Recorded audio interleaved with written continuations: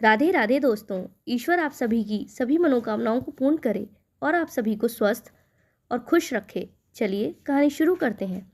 हमारी आज की कहानी का शीर्षक है जिस सास को भिखारन कहकर घर से निकाला वह कैसे बन गई करोड़ों की मालकिन।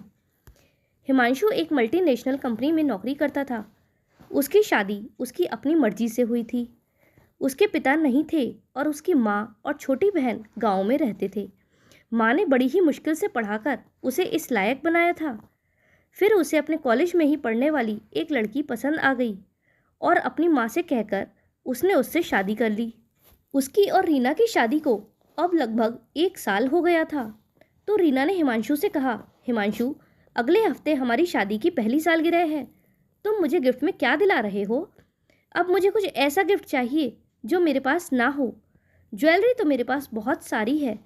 अभी कुछ दिन पहले ही तुमने मुझे डायमंड का नेकलेस दिलवाया था।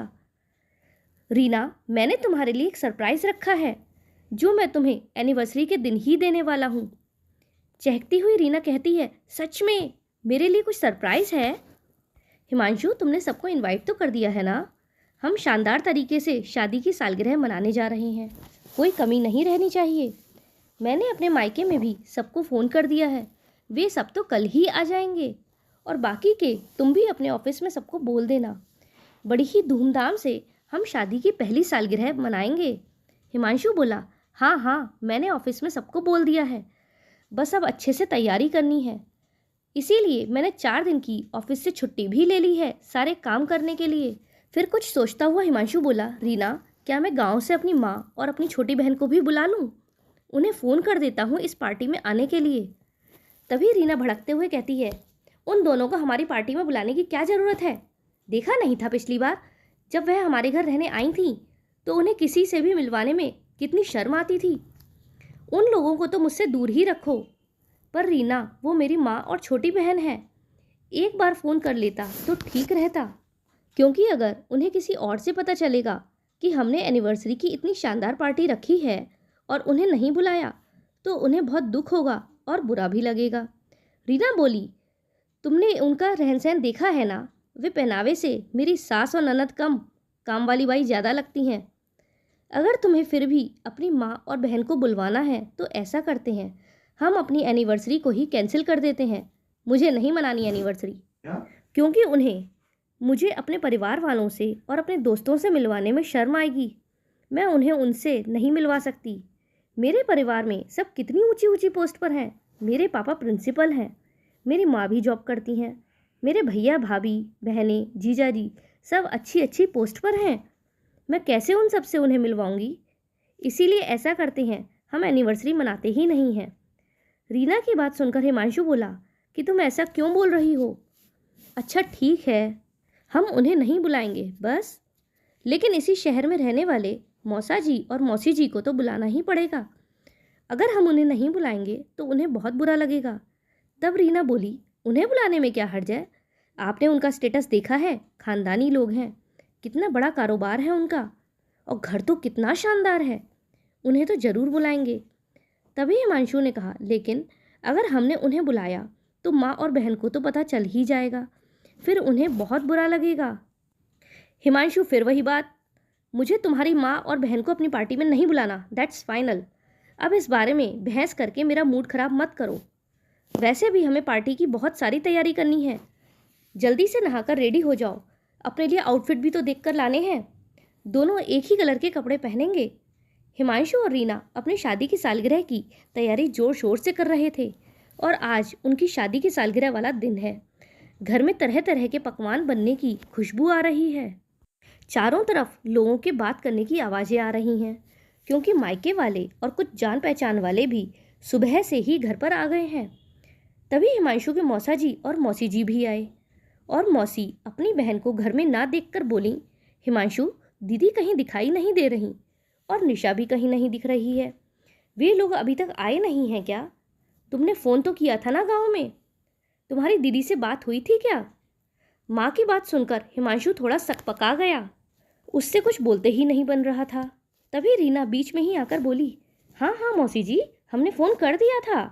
अब माँ की मर्जी है, वो आना चाहे तो आए, नहीं तो उनकी मर्जी। अब उनके घर में उनके बेटे का इतना बड़ा फंक्शन है तो उन्हें आना तो चाहिए ही। ऐसा सोचकर मौसी तुरंत अपनी बहन को फ़ोन करती हैं और उनसे कहती हैं, जीजी, हिमांशु और रीना की शादी की सालगिरह की इतनी ज़ोर शोर से तैयारी हो रही है और आप अभी तक क्यों नहीं आई? तब सुनैना जी बोली कि शादी की सालगिरह? मुझे तो नहीं पता, मेरे से तो कोई बात नहीं हुई। तब उनकी बहन बोली कि लेकिन रीना और हिमांशु तो कह रहे थे कि उन्होंने आपको फ़ोन किया था। सुनैना जी बोली, नहीं, मेरे पास तो कोई फ़ोन नहीं आया, लेकिन हाँ, हो सकता है निशा से बात हुई हो, लेकिन वह अभी कॉलेज गई है, आएगी तब पता चलेगा। तब उनकी बहन ने कहा, दीदी, उसके आने तक आप अपनी तैयारी कर लो और तुरंत ही आ जाओ। अभी तो दोपहर हो रही है, पार्टी शाम को है, आप शाम तक आ ही जाओगे। फ़ोन रखने के तुरंत बाद ही निशा अपने कॉलेज से घर आ गई। जब सुनैना जी ने निशा को बताया कि उसके भाई भाभी की शादी की सालगिरह की पार्टी है तो उसे बहुत आश्चर्य हुआ। उसने कहा, माँ, भाई भाभी ने हमें बुलाया तो है ही नहीं। तब सुनैना जी बोली कि कोई बात नहीं बेटा, वे काम में भूल गए होंगे, और फिर अपने ही तो बेटा बहू हैं, भुलाने की क्या ज़रूरत है। तुम जल्दी से तैयार हो जाओ, हमें अभी निकलना है। सुनैना जी को इस बात का बिल्कुल भी अंदाज़ा नहीं था कि उनकी बहू ने जानबूझकर उन्हें फ़ोन नहीं किया है। वो तो ये समझ रही थीं कि वह घर के काम में भूल गई होगी। हालांकि निशा का उतना मन नहीं था जाने का, क्योंकि उसे ऐसा महसूस हो रहा था कि उसके भैया भाभी ने उन्हें जानबूझकर नहीं बुलाया है। लेकिन सुनैना जी की खुशी देखकर वह भी अपनी माँ के साथ शहर आ गई। शाम के समय धूमधाम से पार्टी की तैयारी चल रही थी। दरवाजे पर माँ और बहन को देखकर रीना गुस्से से तमतमा उठी और हिमांशु का हाथ पकड़कर एक कोने में ले गई और कहने लगी, मैंने तुम्हें तुम्हारी माँ को फ़ोन करने के लिए मना किया था ना, फिर तुमने फ़ोन क्यों किया? तो हिमांशु बोला, नहीं रीना, मैंने फ़ोन नहीं किया था। तभी उसकी मौसी जी अपनी बहन को देखकर कहती हैं, अरे जीजी, अगर मैं आपको फ़ोन नहीं करती तो आप तो भूल ही गई थी। अच्छा हुआ मैंने फ़ोन करके आपको याद दिला दिया और समय पर फंक्शन में बुला लिया। तभी दोनों एक साथ बोले, अच्छा, तो इन्हें मौसी जी ने फ़ोन करके बुलाया है, तो अब तो इन्हें पार्टी से जाने के लिए भी नहीं कह सकते। अब पूरी पार्टी में तुम्हारी माँ और बहन को मुझे झेलना ही पड़ेगा। सुनैना जी ने बहू को देख लिया था, लेकिन बहू सबके सामने अपनी सास को अनदेखा करके दूसरी साइड होकर लोगों से बात करने लगी। वह ना तो उनके पास आई और ना ही उनका हालचाल पूछा। हिमांशु माँ के पास गया और कहता है, अच्छा हुआ माँ जो आप आ गईं।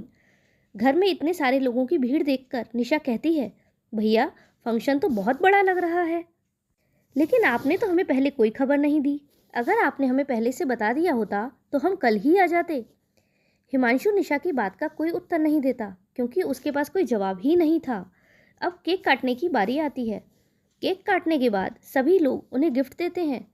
रीना के मम्मी पापा उन दोनों के लिए एक एक सोने की चेन लेकर आए हैं। सभी लोग उन चेनों की बहुत तारीफ करते हैं कि चेन तो बहुत सुंदर है, और सभी लोग यह भी कहते हैं कि रीना के मायके वाले तो बहुत अमीर हैं। फिर सभी लोग एक एक करके उन्हें गिफ्ट देते हैं। सभी के गिफ्ट बहुत ही अच्छे थे। रीना की मौसी सास भी उसे बहुत सुंदर साड़ी और एक घड़ी गिफ्ट करती हैं। अब गिफ्ट देने की बारी सुनैना जी की आती है, लेकिन वह सबके इतने बड़े बड़े गिफ्ट देखकर हिम्मत ही नहीं कर रही थी अपनी बहू के पास जाने की, क्योंकि वह तो उसके लिए मात्र चांदी के 4 बिछिए लेकर आई थी। तभी उनकी बहन कहती है, जीजी, तुम भी तो अपने बेटा और बहू को आशीर्वाद दो, उन्हें गिफ्ट दो। तब वह कहती हैं, हाँ, मैं जाती हूँ। उसके बाद वह चुपचाप जाकर अपनी बहू के हाथ में वह चांदी के बिछिए रख देती हैं, और जैसे ही उसके सिर पर आशीर्वाद देने के लिए हाथ रखती हैं तो बहू अपने हाथ में चांदी के बिछिया देखकर उनको सबके सामने टेबल पर फेंकते हुए और गुस्सा करते हुए हिमांशु से कहती है, मैंने तुमसे कहा था ना कि अपनी इन फटीचर माँ और बहन को इस पार्टी में मत बुलाना। एक तो कैसे कामवालियों जैसे कपड़े पहन कर आई हैं तुम्हारी माँ और बहन, ऊपर से देखो गिफ्ट में क्या लेकर आई हैं, चांदी के बिछिया। मुझे सब लोगों ने कितने महंगे महंगे उपहार दिए हैं, तुम्हारी माँ को जरा भी शर्म नहीं आई मुझे चांदी के ये 4 बिछिया देने में। क्यों माँ जी, अगर देने के लिए कुछ नहीं था तो गांव से आने की ज़रूरत ही क्या थी? हमारी इतनी बड़ी पार्टी खराब करने की क्या ज़रूरत थी? बहू की बात सुनकर सुनैना जी की आंखों में आंसू भर आए। चारों तरफ देखा तो सबकी नज़रें उन्हीं की तरफ थीं। वह बड़ी हिम्मत करके बोली, बेटा, वो तो तुम्हारी मौसी ने अचानक मुझे फ़ोन करके बुला लिया। अगर हमें पहले से पता होता तो कुछ खरीद लेते। घर में ये चांदी के बिछिए ही रखे थे, इसीलिए खाली हाथ आने से अच्छा था मैंने सोचा कि अपनी बहू के लिए कुछ तो लेकर जाऊं। अपनी पत्नी के आगे हिमांशु भी कुछ नहीं बोल पा रहा था। तभी निशा बोली कि भाभी, आप ये कैसी बात कर रही हो? माँ बड़े ही प्यार से आपके लिए ये बिछिया लेकर आई थी, लेकिन आपने तो उनका अपमान करने के साथ साथ इन्हें फेंक भी दिया। अरे आप उन्हें सम्मान नहीं दे सकती तो कम से कम सबके सामने उनका अपमान तो ना करें। निशा की बात सुनकर रीना को बहुत गुस्सा आता है और भड़कते हुए कहती है, देख रहे हो हिमांशु अपनी बहन को सबके सामने मेरा कैसे अपमान कर रही है। अरे इन दोनों की औकात ही क्या है जो मेरा इतना अपमान कर रही हैं। कहाँ ये दोनों और कहाँ मैं। भाभी, हम भी कोई सड़क पर भीख नहीं मांगते हैं, आराम से अपने गांव में रहते हैं, मेहनत से कमाते हैं और खाते हैं, आपसे पैसे मांगने नहीं आते। बात को बढ़ता हुआ देखकर हिमांशु माहौल को ठीक करता हुआ कहता है, अरे रीना, तुम फालतू में ही गुस्सा करके हमारा इतना कीमती दिन खराब कर रही हो। सबने तुम्हें गिफ्ट दिया पर तुमने मेरे गिफ्ट के बारे में तो पूछा भी नहीं। मैंने तुमसे पहले ही कहा था कि तुम्हारे लिए मैंने सरप्राइज़ रखा है। अब तुम जल्दी से अपनी आंखें बंद करो, तुम्हारा सरप्राइज़ बाहर है।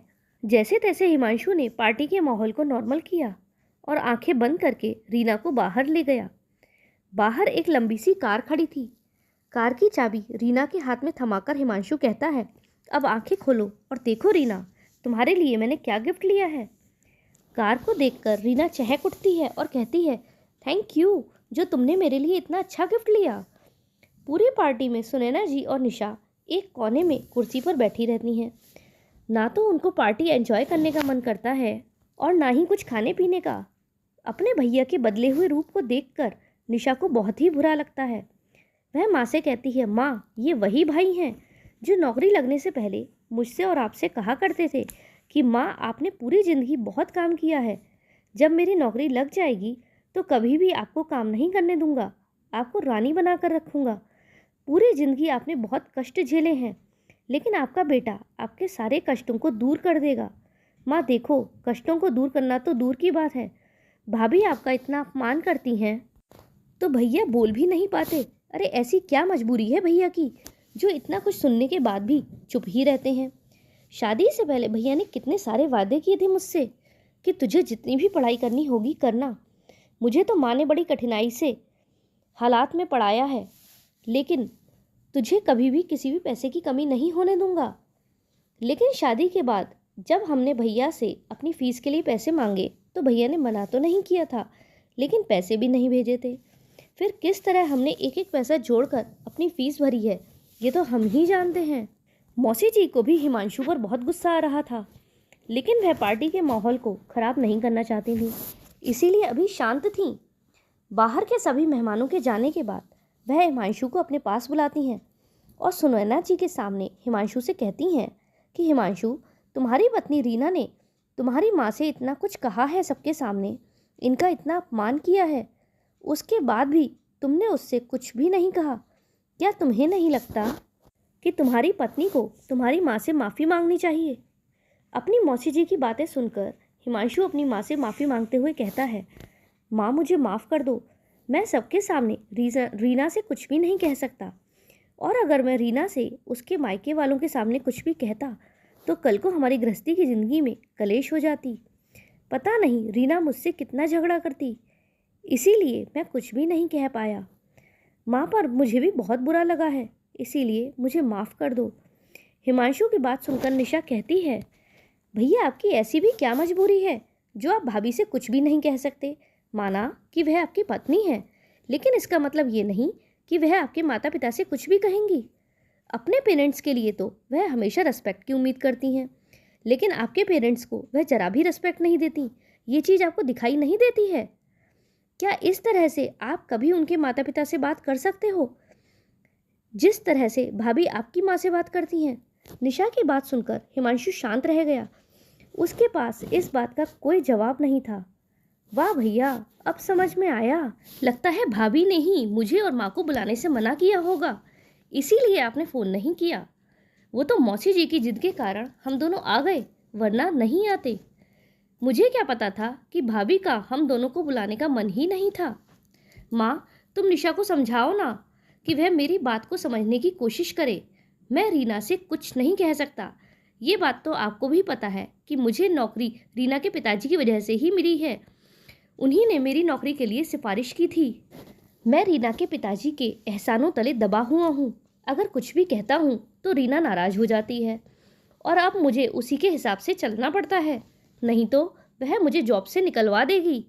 वाह भैया, आप आज भाभी के पिताजी के एहसानों तले दब गए क्योंकि उन्होंने आपकी नौकरी लगवाई।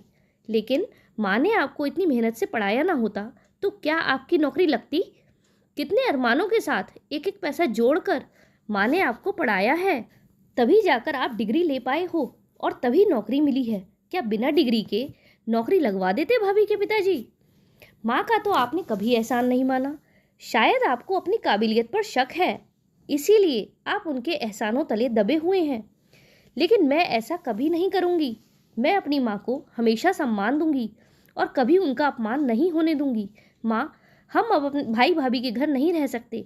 जहाँ हमारा भाई अपने घर पर पूरे हक से हमें ना रख सकता हो तो वहाँ रहने का हमें कोई अधिकार नहीं। मौसी जी बोली, तुम सही कहती हो। तुम दोनों को यहाँ एक पल के लिए भी नहीं रुकना चाहिए। चलो हमारे घर चलो।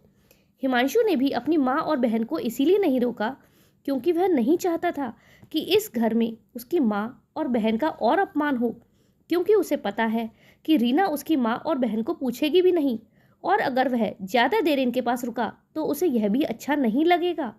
तभी कमरे में बैठी हुई रीना से कोई कह देता है कि हिमांशु बाहर हॉल में अपनी माँ से बात कर रहा है। तो तुरंत रीना हिमांशु के पास आती है और कहती है, तुम इधर खड़े खड़े क्या कर रहे हो? घर में कितने काम हैं? मेरे पापा अपने कमरे में पानी मांग रहे हैं।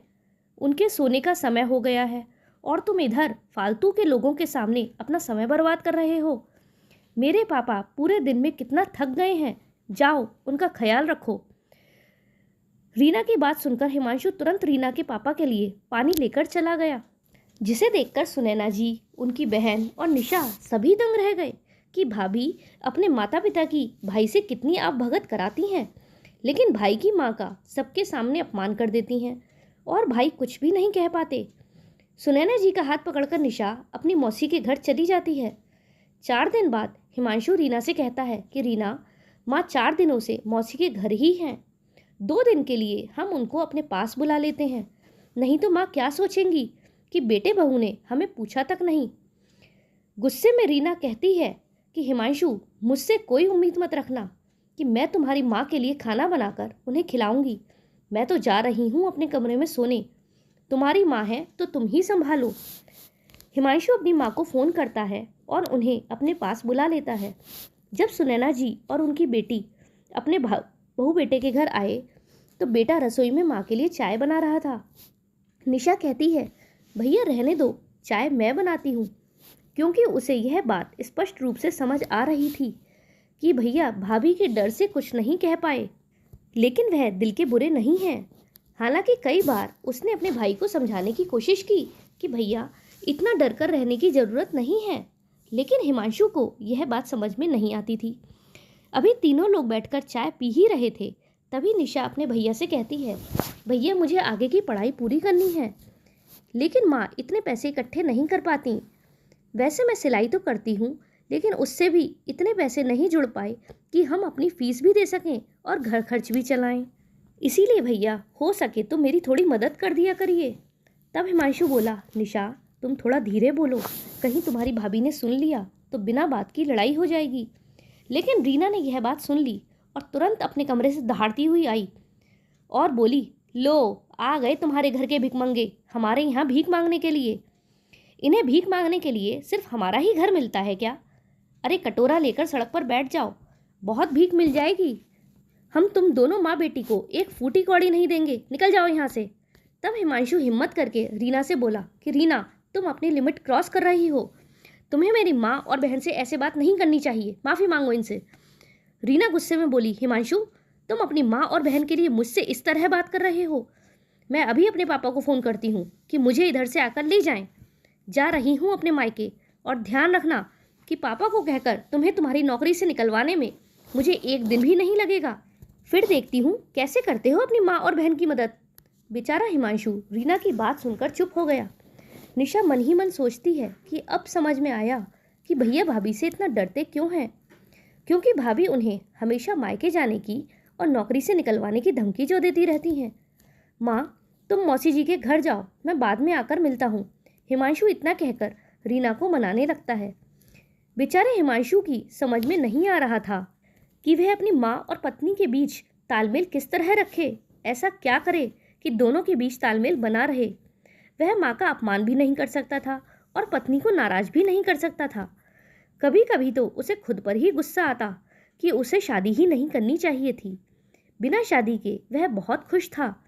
शादी के बाद तो उसकी ज़िंदगी एक घंटे की तरह हो गई है जिसे कोई भी आकर बजा जाता है।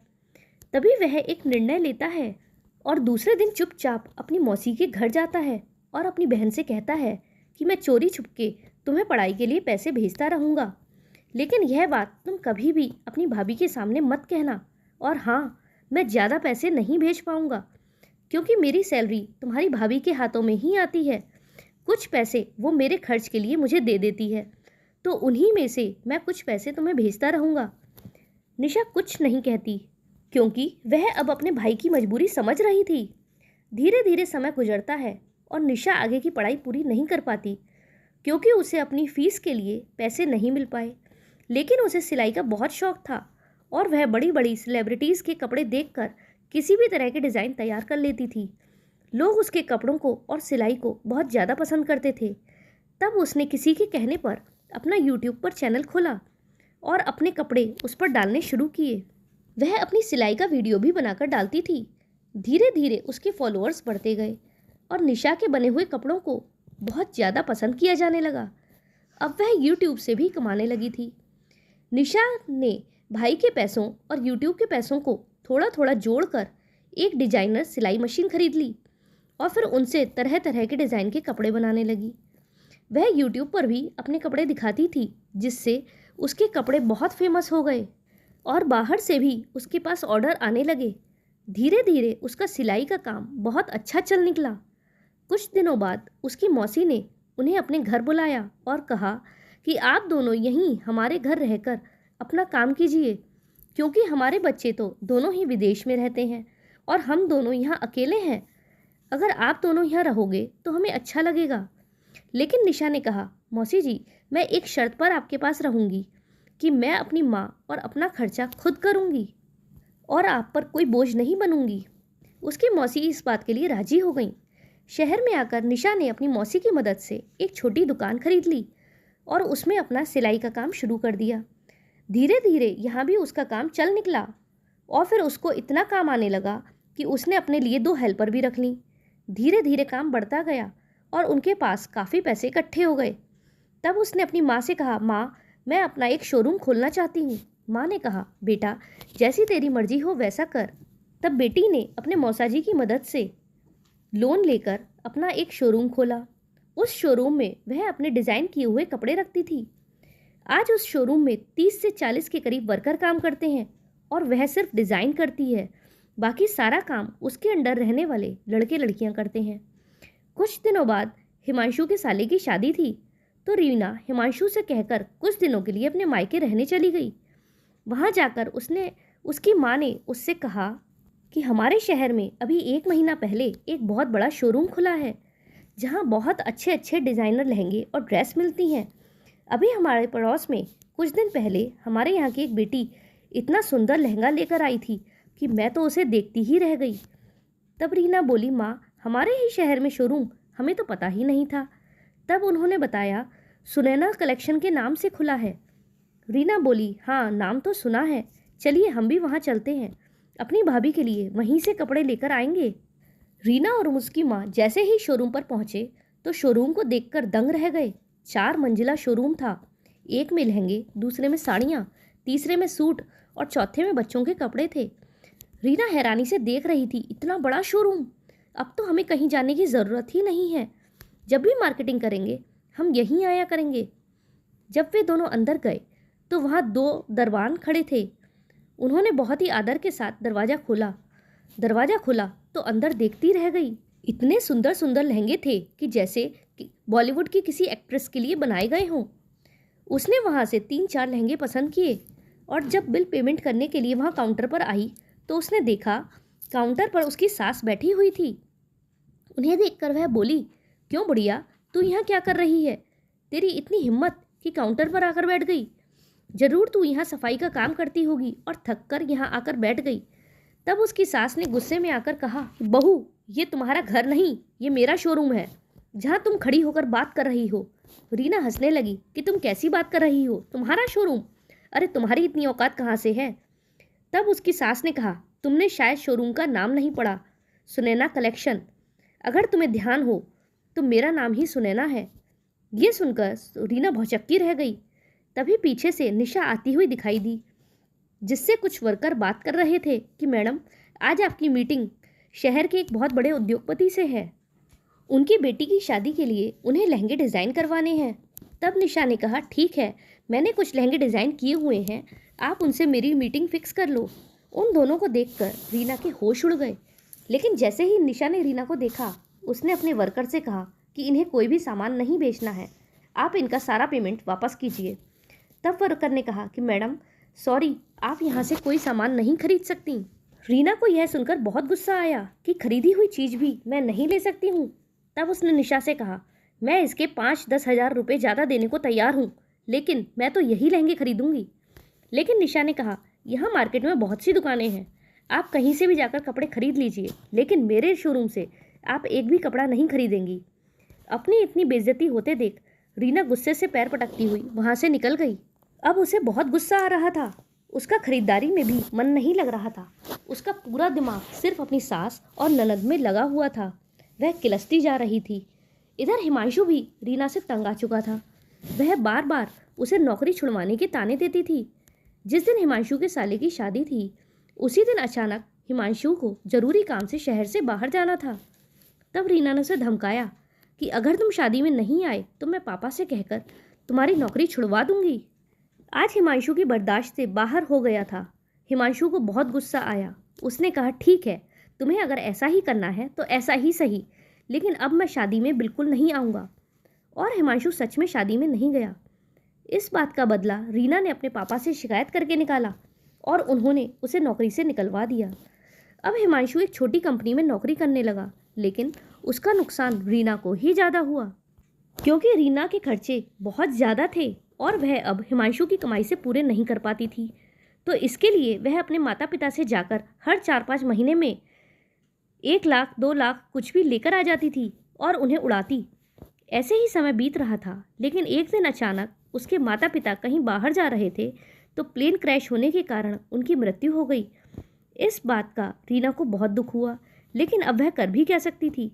कुछ दिनों के बाद जब वह अपने मायके गई तो उसने अपनी भाभी से 2 लाख रुपए मांगे, तो उन्होंने साफ मना कर दिया कि दीदी, जब तक मम्मी पापा थे तब तक आपने उनके पैसों पर बहुत ऐश उड़ा ली, लेकिन अब ये हमारे पैसे हैं, हमारा भी परिवार है, हमारी भी अपनी जिम्मेदारियां हैं, इसीलिए अब हम आपको रुपए नहीं दे सकते। अब आप रुपए मांगना बंद कीजिए। ये सब सुनकर रीना गुस्से में पैर पटकती हुई अपने मायके से वापस आ गई और हिमांशु से आकर अपने भैया भाभी की शिकायत करने लगी कि वे लोग बहुत बुरे हैं, उन्होंने रुपए देने से मना कर दिया। तब हिमांशु बोला, वो बुरे हैं तो तुम कैसी हो? उन्होंने तो तुम्हारी अय्याशी के लिए तुम्हें रुपए नहीं दिए, लेकिन तुमने तो मेरी बहन की पढ़ाई के लिए भी मुझे रुपए नहीं देने दिए थे और उन्हें भिखारी कहकर घर से धक्के मारकर निकाल दिया था। रीना को भी अपनी बात याद आ रही थी कि उसने कैसे अपनी सास का अपमान किया था। तभी रीना ने हिमांशु से कहा, हिमांशु, तुम्हें पता है कि तुम्हारी माँ और बहन ने यहाँ पर बहुत बड़ा शोरूम खोल लिया है और वह करोड़ों में खेल रही हैं, तो क्यों ना हम उनके यहाँ जाकर उनसे रुपयों की मदद मांगे। हिमांशु ये बात सुनकर बहुत खुश होता है। उसे तो पता ही नहीं था कि उसकी बहन इतनी कामयाब हो चुकी है। वह तुरंत अपनी बहन से मिलने जाता है। जैसे ही वह शोरूम में जाता है, उसकी बहन और माँ भागे भागे आते हैं और उसे गले लगाकर कहते हैं, हम तो कितने दिन से तुम्हारा इंतजार कर रहे थे और तुम अब आए हो। रीना भी उनसे माफ़ी मांगने का नाटक करने लगी और उनसे कहती है कि माँ जी, हमें पैसों की बहुत ज़रूरत है, इनकी अब बड़ी कंपनी में नौकरी नहीं रही, छोटी सी नौकरी से हमारा गुजारा नहीं चलता, तो क्या आप अपने बेटे और बहू की मदद नहीं करेंगे? लेकिन निशा मना कर देती है कि नहीं, हमें आपकी कोई मदद नहीं करनी, माँ फिर भी अपने बेटे को देखकर कहती है कि बेटा तेरी भाभी ने जो किया सो किया, पर तेरे भाई ने कभी गलत नहीं किया, इसीलिए हमें उनकी मदद जरूर करनी चाहिए। लेकिन तभी हिमांशु अपनी बहन और माँ दोनों से मना कर देता है कि नहीं माँ, हमें आपकी मदद नहीं चाहिए। जिस समय आप लोगों को हमारी ज़रूरत थी तब इसने आपको भिखारी कहकर घर से धक्के मारकर निकलवा दिया था। इसीलिए हम जैसे भी हैं वैसे ही ठीक हैं, और वैसे भी ये नौकरी भी तो इसी की वजह से छूटी है, इसीलिए इसे उन्हीं पैसों से गुजारा करना होगा, नहीं तो ये मेरे घर से जा सकती है। ऐसा कहकर हिमांशु रीना को लेकर वहाँ से निकल गया।